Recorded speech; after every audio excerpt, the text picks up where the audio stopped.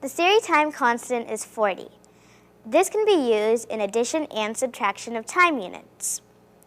Michelle, how would you normally add two time units such as 3 hours and 40 minutes and 2 hours and 50 minutes? Well, I would add the minutes divided by 60, and then I would add the results to the sum of the hours.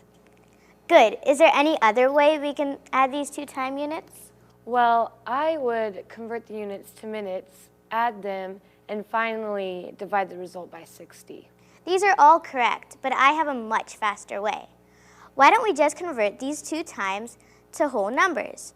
3 hours and 40 minutes and 2 hours and 50 minutes will convert to 340 and 250.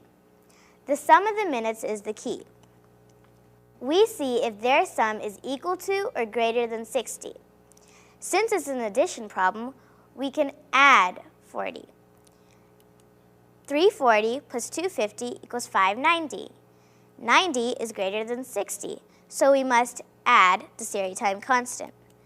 590 plus 40 equals 630. So now we can reinsert the time words to get 6 hours and 30 minutes.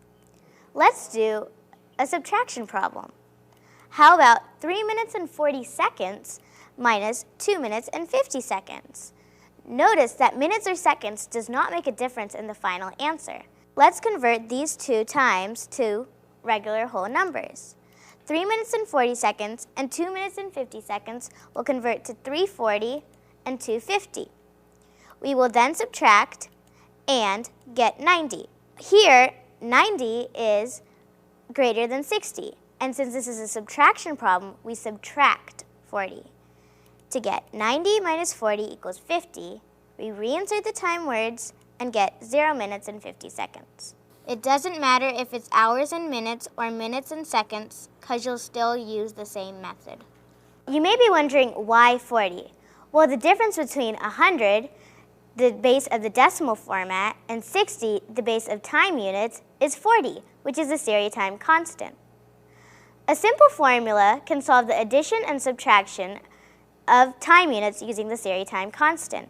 A and B are the hours and the minutes, or the minutes and the seconds.